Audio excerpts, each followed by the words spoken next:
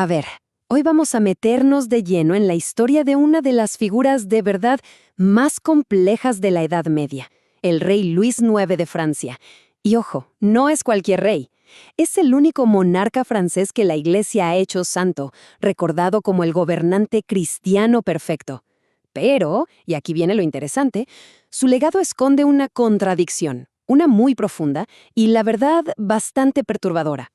La imagen que casi todos tenemos en la cabeza es la de San Luis, ¿no? Un rey que, según cuentan, se sentaba bajo un roble a impartir justicia, que ayudaba a los pobres, que vivía una vida de devoción casi monástica.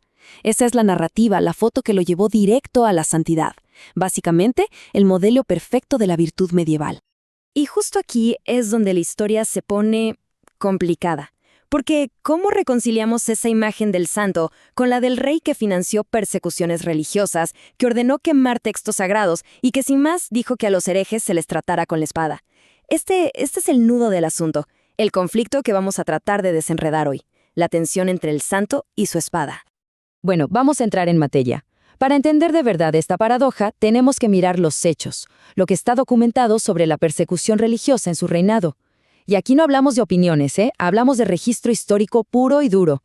Miren esta cronología. Lo que vemos aquí no son hechos aislados, para nada. Es un patrón, una escalada.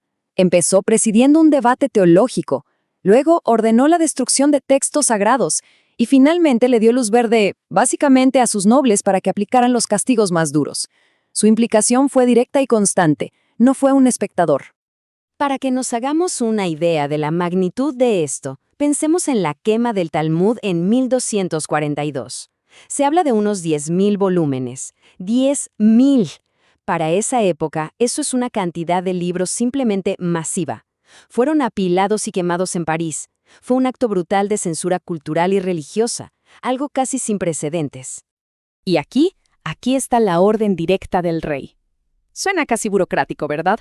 Haced con ellos lo que se debe hacer. Pero que no nos engañe la simpleza de la frase. Era un código, un eufemismo que todo el mundo entendía perfectamente. Significaba, entréguenlos a las autoridades para que los castiguen. Y ese castigo muchas veces era la hoguera. No hay nada ambiguo aquí. Es un respaldo total y explícito a la persecución. A ver, la pregunta del millón es, ¿por qué? ¿Por qué un rey tan piadoso haría todo esto? Bueno, para intentar entenderlo, tenemos que hacer un viaje en el tiempo, cambiar nuestra mentalidad y meternos de cabeza en el siglo XIII, porque sus acciones definitivamente no surgieron de la nada. Si le echamos un vistazo a esta tabla, queda clarísimo. Luis IX no se inventó esto. La persecución se estaba convirtiendo en un sistema, en un procedimiento legal y bien organizado. Imagínense, desde la creación de la Inquisición hasta la autorización papal para usar la tortura, todo estaba, digamos, institucionalizado. En ese contexto, el rey, en su mente, solo estaba cumpliendo con su deber, con lo que la Iglesia y la ley de su época le exigían. Y aquí hay un punto clave. Tenemos que entender qué significaba la palabra herejía en el siglo XIII. No era solo tener una opinión teológica diferente. No.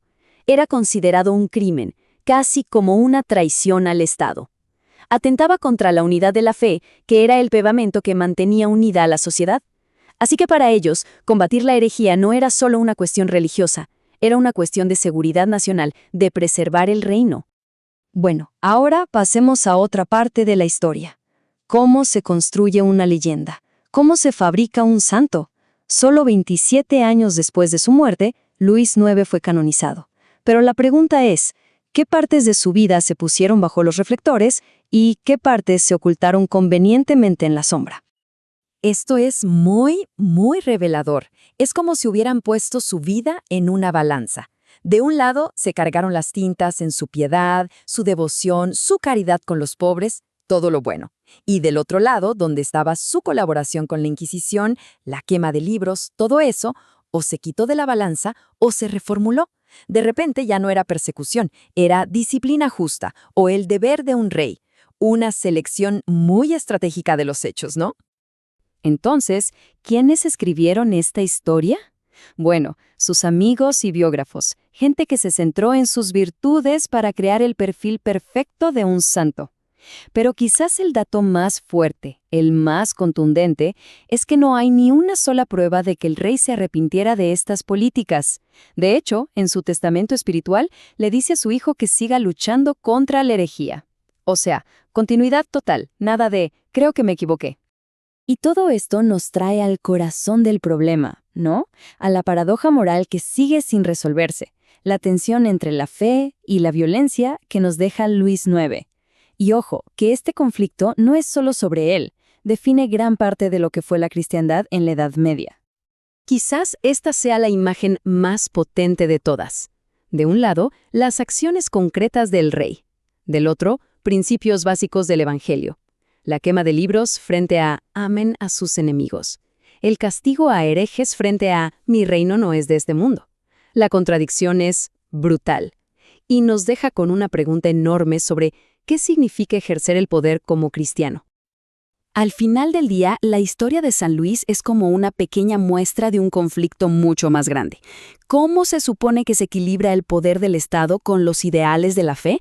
La vida de este rey nos muestra que, en la Edad Media, la respuesta solía ser muy clara: usar la espada del rey para defender la fe. Y los resultados, bueno, ya vimos que son moralmente muy, muy complejos. Y cerramos con esta pregunta, que no tiene una respuesta fácil para nada. Nos obliga a pensar en lo complicada que es la moralidad, en cómo la misma fe puede inspirar actos de inmensa caridad y, al mismo tiempo, justificar una violencia terrible. Y nos recuerda que juzgar la historia siempre, siempre va a depender del cristal con que se mire. Una pregunta para seguir reflexionando.